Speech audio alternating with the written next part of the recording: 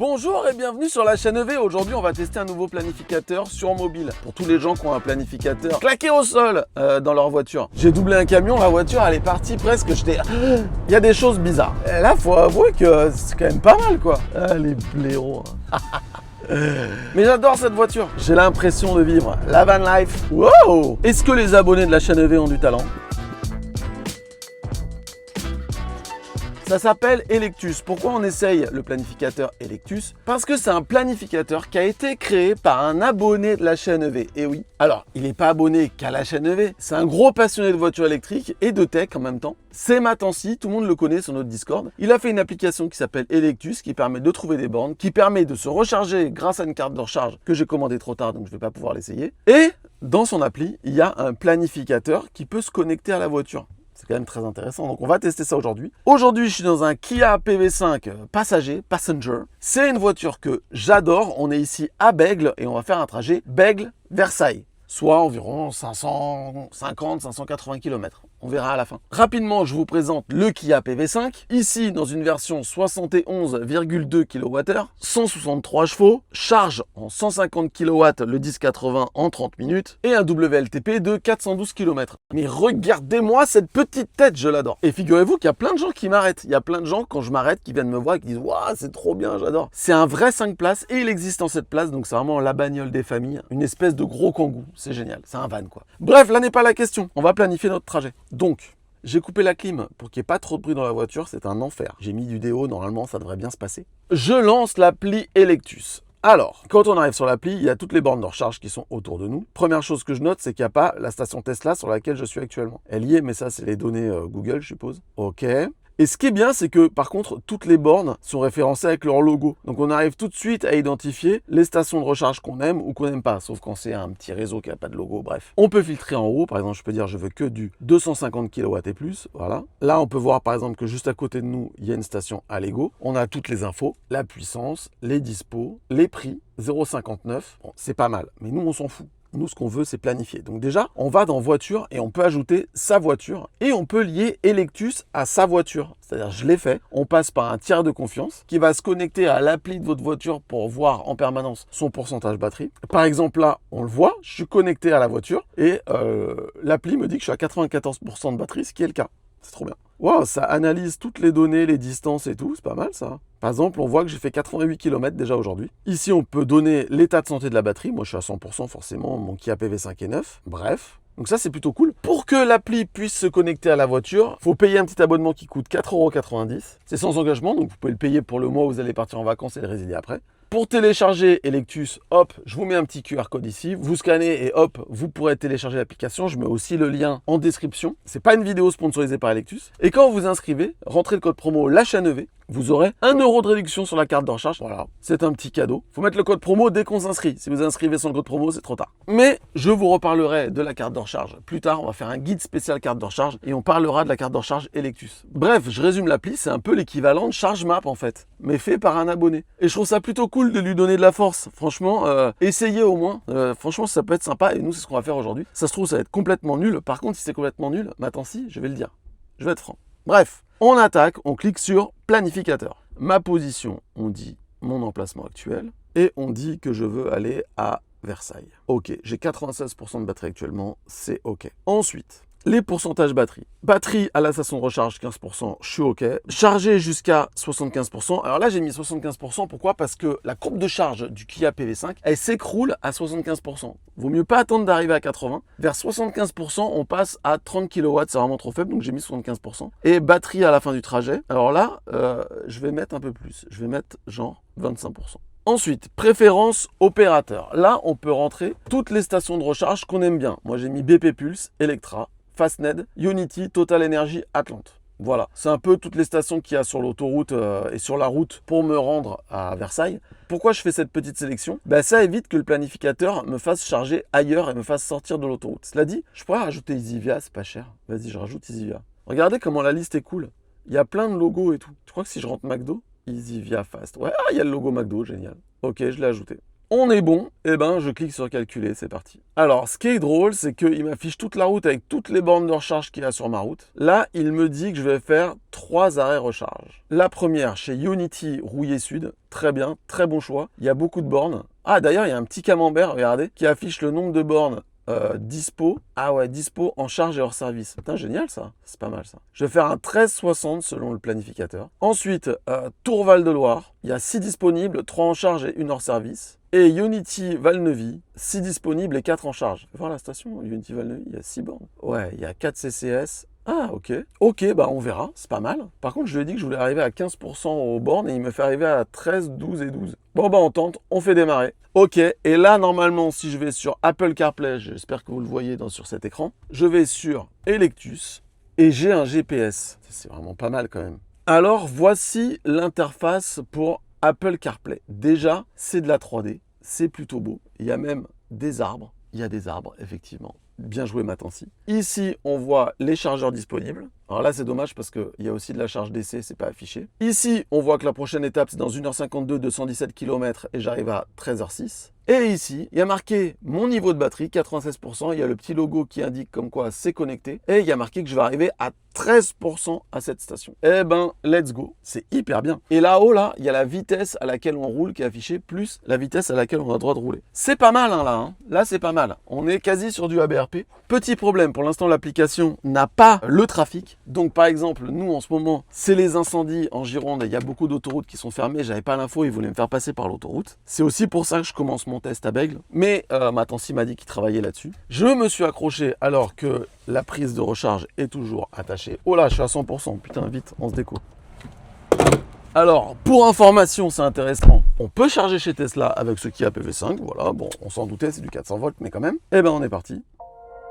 On va mettre la clim parce que là, je crève de chaud. On la met en auto 1 à 23 degrés. Il fait 26 degrés dehors, ça va monter aujourd'hui. À noter, c'est que le Kia PV5 a quelques petits bugs d'Apple CarPlay. Des fois, il se déconnecte, donc c'est pas dû à l'appli de Matancy. C'est le petit point négatif, mais je pense qu'une mise à jour arrivera pour contrecarrer tout ça. Mais j'adore cette voiture, vraiment, je suis fan. Si vous avez des gosses, vous leur montrez cette bagnole, ils vont péter un câble. Je suis à 100%, je dois arriver à 13%. Ah, lui, il dit que je suis à 96. Tiens, c'est étonnant ça. Il doit y avoir un petit délai pour la récupération d'infos, je pense. Je me permets d'interrompre cet excellent programme pour une petite auto-promo. Non mais là ça suffit maintenant. Si vous avez une voiture électrique, vous avez sans doute besoin d'un moyen pour la recharger, que ce soit une borne de recharge ou une prise renforcée, que vous habitiez dans une maison ou un appartement. Et là, vous savez pas à qui vous adresser. Eh ben on peut vous aider. What?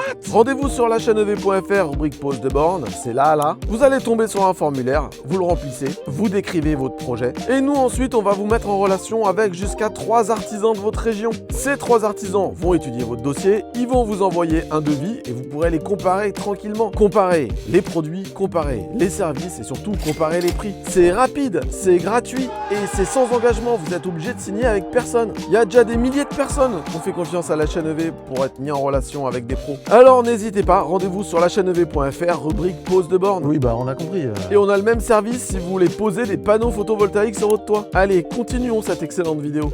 Bon allez, on se retrouve tout à l'heure, plus tard sur la route. On va voir ce que ça donne ce petit planificateur. Est-ce que les abonnés de la chaîne EV ont du talent? En tout cas, plus de talent que la chaîne EV. Réponse dans quelques minutes. Allez, à tout de suite. Et bien voilà, je suis à 50% de batterie. J'ai parcouru 144 km, quasi full autoroute, 25 kWh au 100 quand même. Il y a des choses bizarres. Le pourcentage batterie indiqué au tableau de bord, là je suis à 48. C'est jamais le même qu'indiqué là. Là, il y a 50. Alors, est-ce que c'est parce que le rafraîchissement des datas se fait par l'app et que l'app le fait pas tout le temps, ou que le tiers de confiance par qui passe Electus fait pas des rafraîchissements toutes les 30 secondes? Je ne sais pas. Mais en tout cas, on n'a jamais le même chiffre. Mais il se suit quand même. Et à la base, je devais arriver à ma station avec 18%. Maintenant, j'arrive avec 25%. Au niveau du GPS, c'est pas mal. On voit les stations. Par exemple, là, on voit que ici, sur cette aire de repos, il y a une station Electra et qu'il y a 5 bornes de libre sur 9. C'est pas mal. Là, dans mon petit carré, là, je vois qu'il y a plein de places de libre à la station Unity à laquelle je vais. C'est pas une station Unity comme les autres. C'est une nouvelle station. Il y a plein de bornes. C'est plutôt cool. Il faut savoir que là, je suis sur le GPS Electus. Mais si je voulais, je pouvais transférer la planification Electus sur Google Maps. Par contre, je perdais tout ce qui est pourcentage estimé à l'arrivée, etc., etc. Mais j'avais la navigation Google Maps. C'est possible. Et dans ce cas-là, pas besoin d'activer la synchronisation entre la voiture et l'application. On s'en fout, on suit Google Maps. Pour l'instant, je suis assez partagé. Je me demande si l'application Electus amène vraiment quelque chose de plus qu'ABRP. Mais je rappelle qu'Electus s'est développé par une personne seule. C'est quand même hyper intéressant. Pour l'instant, ça marche. Je suis quand même pas mal. On va voir ce qui se passe quand je vais m'arrêter à la station de recharge. Si j'ai un petit panneau qui me dit à combien recharger, etc. On va voir. C'est assez intéressant. Sinon, on va parler un petit peu de la Kia PV5 sur l'autoroute. C'est pas mal, hein. Super régulateur de vitesse. Franchement, ça marche très très bien. Déjà, au niveau confort, c'est cool. On est bien assis. On a des sièges chauffants et ventilés. Le niveau sonore, il est assez bon. Il y a du bruit, évidemment, mais ça reste quand même pas mal. Je regarde sur l'application de bruit de ma montre. Je suis à 68 décibels à 130. Donc, c'est un peu plus élevé qu'une berline. Par exemple, une P7+, etc. Sinon, au niveau des aides à la conduite, j'ai donc un régulateur adaptatif. Il marche très bien. Et alors, ce qui est ouf, c'est que dans l'interface, on peut choisir si on veut qu'il soit plus ou moins réactif et qu'il accélère plus ou moins fort. C'est incroyable. Et ça marche vraiment. Je l'ai mis à fond. J'ai doublé un camion. La voiture, elle est partie presque. J'étais... Ce qui est faux vu qu'elle est pas très puissante. Mais quand même, c'est pas mal. Et au niveau du lane assist, parce qu'il y a un centrage dans la voie aussi. Sur route, il est dissocié. On peut activer le régulateur sans le centrage dans la voie et le centrage dans la voie sans le régulateur. Sur autoroute, c'est couplé. On peut enlever le centrage dans la voie si on n'aime pas, mais quand on lance le régulateur adaptatif, boum, ça met le centrage dans la voie. Ça s'appelle le HDA, le Highway Drive Assist. Eh ben, il marche très bien. Volant capacitif en plus, donc c'est vraiment le top. Il n'y a pas de changement de voie auto. Le régulateur ralentit pas au rond-point, etc. Par contre, il s'adapte automatiquement, si on le souhaite, à la vitesse des panneaux. C'est pas mal. C'est un système un peu particulier, mais c'est pas mal. La voiture lit pas trop mal les panneaux. Il y a juste sur la rocade où elle lisait des panneaux 80 km/h au lieu de 90. Sûrement des panneaux pour les camions, mais c'est pas mal quand même. Et là, donc ça fait 1h23 que je roule. J'ai encore 29 minutes de route. Ça fera quasi 2 heures de route. Ma conso est de 25,1 kWh au 100. Mais on verra à l'arrivée parce que on va passer des zones à 110, des zones à 90, etc. Là, je suis vraiment à 130 depuis le début. On verra qu'on va faire un petit 23,5, je pense. On verra. Bref, pour l'instant, tout se passe bien. Je suis hyper content. J'adore cette voiture. J'ai l'impression de vivre la van life, de partir à l'aventure avec mon petit van. Là, on croise plein de pompiers. Force à vous, les gars, parce qu'en ce moment, c'est compliqué. Je sais pas quand sera diffusée cette vidéo, mais en ce moment, pour eux, c'est compliqué. Bref, on se retrouve tout à l'heure pour la recharge. On va voir ce que nous dit le planificateur. Matancy, c'est un mec qui roule en voiture électrique. Je suis sûr qu'il a fait un truc bien. On croise les doigts. Allez, à tout de suite. Bon, et bien voilà, j'arrive. Alors là, c'est étonnant, il y a marqué 366 km au-dessous pour ma prochaine destination. Je sais pas si vous avez remarqué, je suis passé en mode satellite, on peut le faire. Par contre, il n'y a pas un mode de guidage vocal, voilà, il n'y a pas. La voiture, elle a le préconditionnement automatique, mais pour ça, il faut passer par le GPS de la voiture, qui a un planificateur qui marche plutôt pas mal, mais sur lequel on peut pas sélectionner ses réseaux de charge. Et il y a un préconditionnement manuel, j'y suis allé tout à l'heure. La voiture me disait que c'était pas la peine, elle était chaude. Allez, on arrive. Je devais arriver avec 18%, j'arrive avec 21. Eh, c'est quand même pas mal, hein. Mais là, je comprends pas pourquoi ça me dit qu'il reste 365 km. Ah, chargé jusqu'à 62%. C'est bien, hein. On croise une personne avec un van. J'aimerais bien voir ça en van aménagé, ça aurait être vraiment trop bien. Parce que c'est quand même beaucoup moins cher qu'un ID Buzz, hein. Et ça a du style quand même, hein. Ça fait pas camionnette, hein. Moi, je suis assez fan. Une banquette arrière qui se transforme en lit, ça serait énorme. Et un toit relevable. Ouh là là là là. J'en suis tout excité rien que d'en parler, dis donc. Alors, on arrive, je vous montre la station. Parce que tout le monde a l'habitude des stations Unity avec 4 pauvres bornes. Regardez. Là, il y en a toute une ribambelle. Il y en a 8, 7. Et de l'autre côté, 4. C'est quand même pas mal, hein. On va se mettre à une borne où il n'y a pas de tri standard. Hop là. Je suis arrivé, je me mets en avant parce que la prise de charge est à l'avant. Bon, le planificateur Electus me dit de charger jusqu'à 62%. Je vais faire un petit 65, on sait jamais. Electus propose aussi une carte de recharge. La carte de recharge Electus, elle a un intérêt, c'est que vous payez le prix de la borne, le prix de la station, plus 70 centimes par charge. En gros, il se rémunère 70 centimes par charge. Vous avez 1 € de réduction avec le code la chaîne EV. Allez, on va se charger. La prise est à l'avant. Regardez-moi la petite tête. Non mais bon, je vous l'ai déjà montré dans l'intro, mais je l'adore. Hop, là, on a un système de cache que j'adore. C'est-à-dire que si vous devez charger en DC, vous appuyez que sur le bouton DC et ça ouvre tout. C'est trop bien. Prise. Hop, et je badge. Je rappelle que je n'ai pas le badge Electus, je l'ai demandé trop tard. Ok, c'est parti, 21%. C'est marrant, c'est une nouvelle interface chez Unity. Là, on peut afficher plus de détails. Pour l'instant, on prend aucune puissance. Voilà. Mais attends, mais où est affiché la puissance là? Ah ouais, 17 kW, 36. Allez, on va aller voir l'intérieur de la voiture.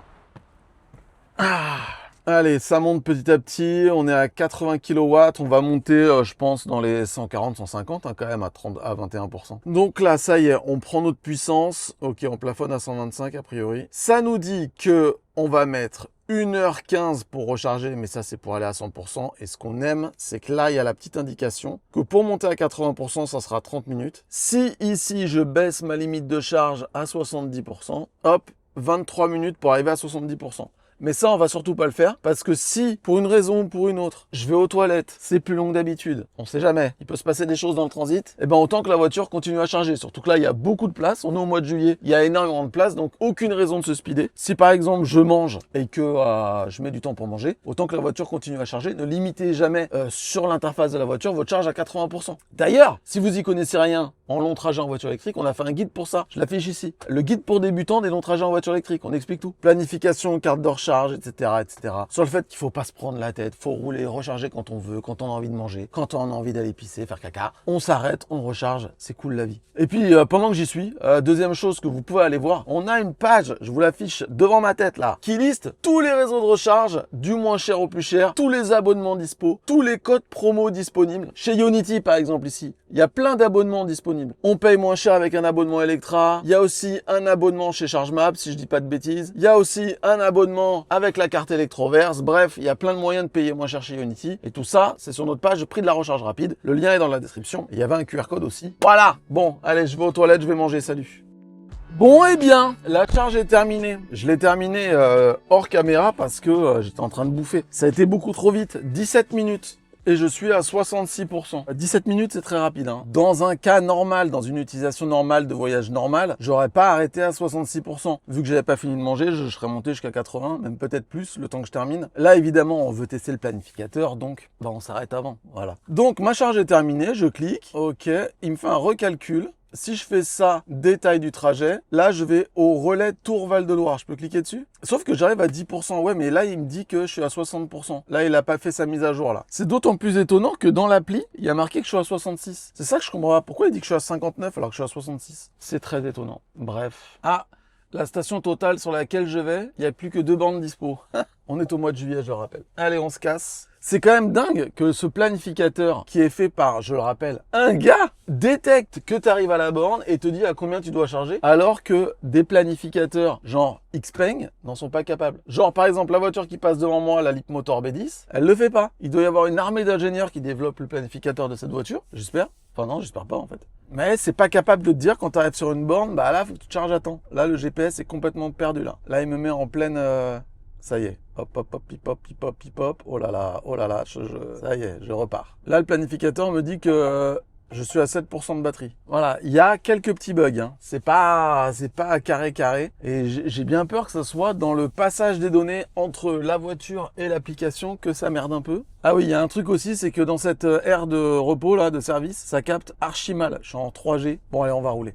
C'est un peu le problème avec Electus par rapport à BRP, c'est que sur Electus, il n'y a pas de connexion possible avec un boîtier OBD2 dans la voiture. Du coup, ma voiture sait qu'elle est à 64%, elle l'envoie au serveur Kia, qui l'envoie au tiers de confiance, qui l'envoie à Electus, qui le renvoie sur mon téléphone. Ce qui fait que peut y avoir de la perte. Enfin, l'application Electus pense que je suis à 6%. Ah, ça y est, ça s'est mis à jour. 65% et j'arrive avec 59% de batterie. Non, et là, il a pas fait à jour le calcul. J'arrive dans 137 km. Je peux pas arriver à 59%. Bon, j'ai redémarré mon téléphone parce que je chopais plus que la 3G, je sais pas pourquoi. Là, il chope la 5G, tout va bien. J'ai relancé mon trajet, il me retrouve les mêmes bornes. Très bien. Sauf que maintenant, ma Kia, elle veut plus Apple CarPlay. Ça, c'est vraiment un bug qu'il va falloir régler chez Kia. C'est super relou. Autant pour écouter sa musique que pour un GPS, voilà, c'est chiant. Mais il y a une version sur téléphone, on n'est pas obligé de le mettre sur Apple CarPlay. Hein. Donc, je vous montre là, ça rend ça actuellement. Donc j'arrive chez Total avec 15%. Alors en général, sur la Kia, il suffit d'attendre une petite dizaine de minutes, relancer CarPlay. On fait comme ça, CarPlay, et ça se connecte. Et là, il va falloir attendre un peu. Mais bon, là, tout va bien, sauf que il y a que 4 places de libre à la station. 4 places de libre, ça va. Ah, CarPlay est arrivé. Voilà. Et ben voilà, je suis sur Electus, très bien. Alors là, ça m'indique qu'il y a une zone de danger. Il doit y avoir un radar. Il reste 5 bornes de libre et on arrive à 15. Allez, c'est bon, on continue.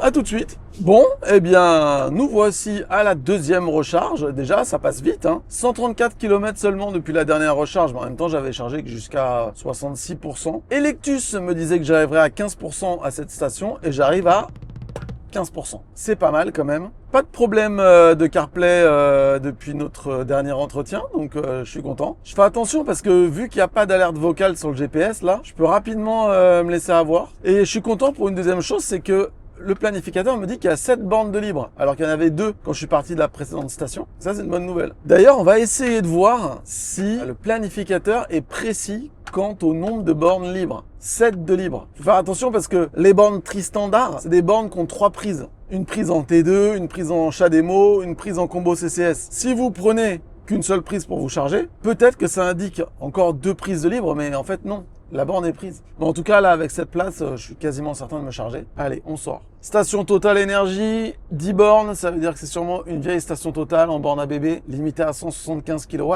Mais ma voiture charge en 150 kW, donc je prendrai mes 150. Enfin, c'est pas ça qui va gêner en tout cas. On va regarder ici, hop, menu VE, paramètres VE, conditionnement batterie, normal, pas besoin d'activer le préconditionnement, tout va bien. Enfin là, de toute façon, il serait trop tard vu que je sors dans 5 minutes. Et 1 km. Pour ce qui est du Kia PV5, bah ça roule. Son problème, c'est qu'il consomme un petit peu, mais c'est un van. C'est fait pour la van life. C'est même pas fait pour rouler sur l'autoroute. On devrait être sur les nationales, les départementales avec ça. Donc c'est pas grave de s'arrêter de temps en temps. C'est pas une routière, on le sait. Allez, je sors. Alors là, ça m'indique, 9 bornes de libre en arrivant là. Et il y en a 1, 2, 3, 4, 5, 6, 7 de libre. C'est pas mal. Putain, c'est cool ça, il y a personne. Et par contre, ça indiquait 2 bornes en panne. Il n'y en a qu'une en panne. Hein. Il faut que je me charge jusqu'à 64%. Eh bien, allez, on y va. Bon, je vous montre pas comment on se charge. Hein. On l'a déjà fait. Ça va durer donc de 15 à 64. Petit 20 minutes. Allez, à tout de suite. Bon là, il y a une voiture thermique qui est venue se garer sur une place de recharge. J'avais coupé le micro, mais je vous fais un peu le texte en voix off. Eh madame, vous avez pas le droit de vous garer là? Ouais mais un peu, j'en ai rien à foutre. Non mais si c'est comme ça, moi je vais me garer sur les places des stations-service. Ouais mais nous, on a le droit d'avoir de l'ombre aussi, hein. Et bref, vous voyez le genre. Bon, fallait charger jusqu'à 64, j'ai chargé jusqu'à 67 pour avoir une petite marge de sécurité. Voilà. La personne qui s'est garée là avec sa thermique est toujours là. Et ça fait 21 minutes. Tout va bien. Il reste 3 bandes de libre, heureusement. C'est sûr que s'arrêter sur une station de recharge, se garer là pour avoir de l'ombre, c'est bien. Il reste des places, c'est pas grave. Mais si tout le monde fait ça, il y a que les égoïstes qui raisonnent comme ça en se disant c'est pas grave, il y a la place. Les gens normaux, ils respectent les règles. Ils sont là-bas, ils me regardent. Je crois qu'ils osent pas revenir à la voiture tant que je suis là. Bon, j'ai autre chose à foutre, mais j'y resterai bien juste pour leur mettre la pression. Bref, allez, la charge est terminée, on repart. Alors là, il me dit que je suis à 63%, le planificateur, je suis à 68%. Là, il va falloir attendre que ça s'actualise. Et que donc, j'arrive à 13% dans mon autre station, dans 139 km. Et voilà, ils arrivent. Ils attendaient que je m'en aille pour revenir. Elle osait pas revenir, la petite dame qui s'énervait là. Soyez citoyens, sans déconner. Il y a une règle, même si elle vous fait chier, vous la suivez. Parce que si plus personne respecte les règles, c'est le bordel. Putain. Allez, on est reparti pour une petite heure, 1h10 de route. Je dois arriver à 13%, mais pour l'instant, le planificateur, il est pas à jour. Les infos, elles doivent remonter, je pense, toutes les 5 minutes. Et après, lui, il doit calculer combien je suis censé perdre et se mettre à jour toutes les 5 minutes, à mon avis. Il y a des gens qui m'avaient dit que ABRP via Enode, donc un service tiers qui fait le lien entre l'application et la voiture, c'était moins performant que via OBD2 parce que les remontées de pourcentage étaient moins fréquentes et c'était moins mis à jour, moins précis. Et je le constate là avec cette application. Là, je suis à 67%, 63% sur le tableau de bord encore. Toujours pas mis à jour. J'ai fait 4 km depuis la recharge, c'est toujours... Ah, ça y est, c'est à jour. 67%. Eh ben, c'est bon. Allez, on continue. Donc en fait, je pense que c'est ça, c'est une mise à jour du vrai chiffre de l'état de charge de la batterie, genre toutes les 5 minutes, et qu'ensuite Electus estime la perte de pourcentage batterie au fur et à mesure qu'on roule, et hop, mise à jour, et il estime, et hop, mise à jour. Voilà, je pourrais continuer ça longtemps, le et hop, mise à jour. Mais je pense que ça vous ferait chier. Mais hop, mise à jour, et il estime, et hop, mise à jour. Bon allez, 1h07 de route, bisous, à tout de suite. On arrive chez Ionity, notre troisième et dernier arrêt, ça y est. On arrive avec 17%. Le planificateur nous dit qu'il y a 10 bornes, dont 6 libres. Ionity Valneuvy, je ne connais pas, donc je vais découvrir. Alors, on aura fait 3 arrêts, mais 3 petits arrêts. 16 minutes, 20 minutes. Et puis le dernier, si je regarde ici, c'est un 19,56. 53%. Alors, ce sera pas 19% vu qu'on arrive à 16, mais en gros, ça sera un 16,55 quoi. Le tout pour arriver à 25% à destination, c'est ça? Ouais.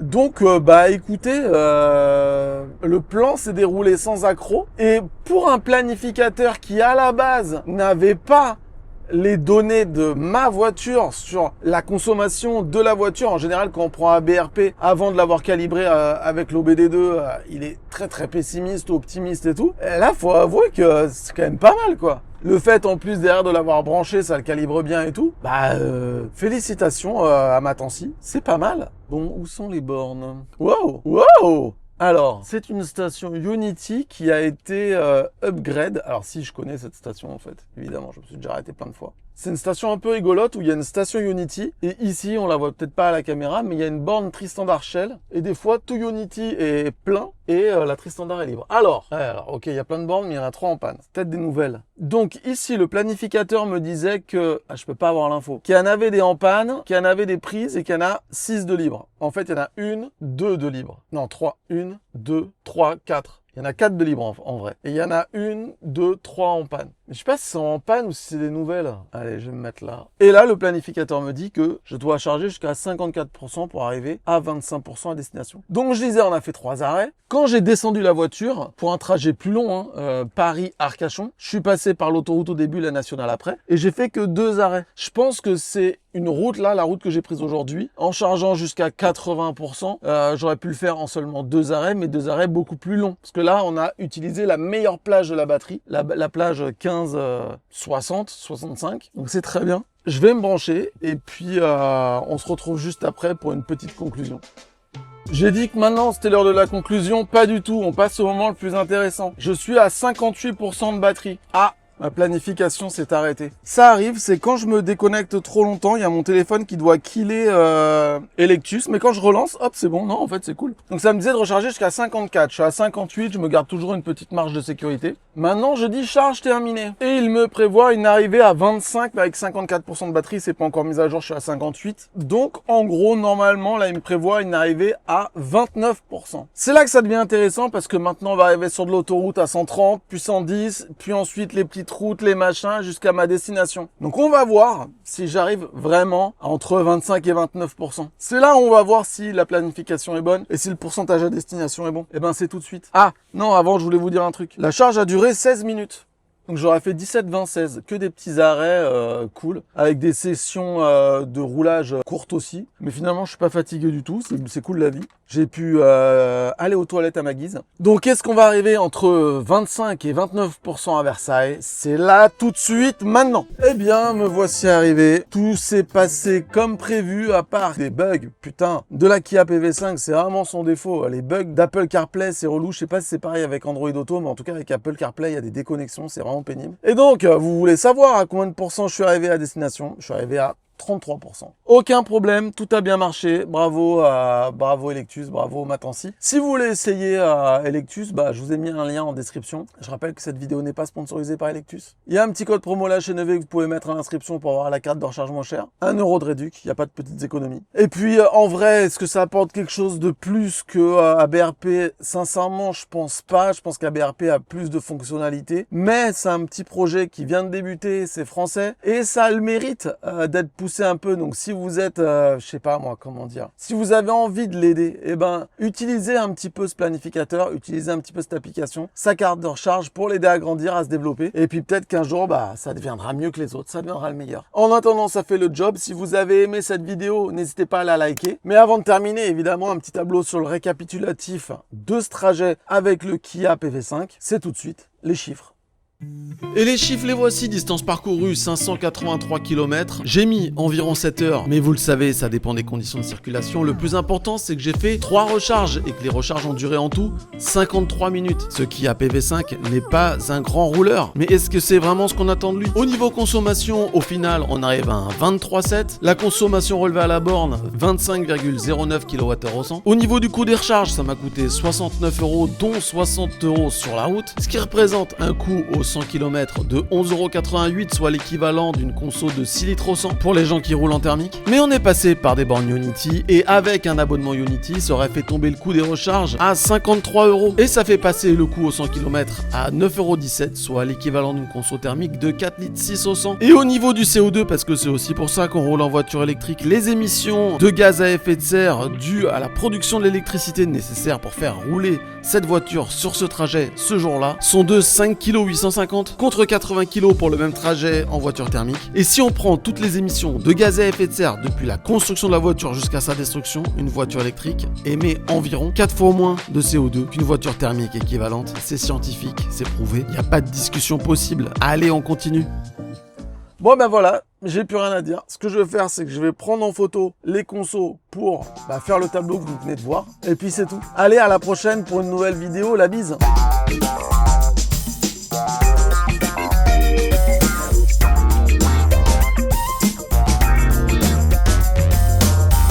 La vidéo est terminée, vous êtes arrivé jusque là, et ce qu'on peut dire c'est, franchement, bravo Matancy. Ce que t'as fait, c'est pas mal, vous pouvez le dire en commentaire, vous aussi, franchement, bravo Matancy. Allez, bisous.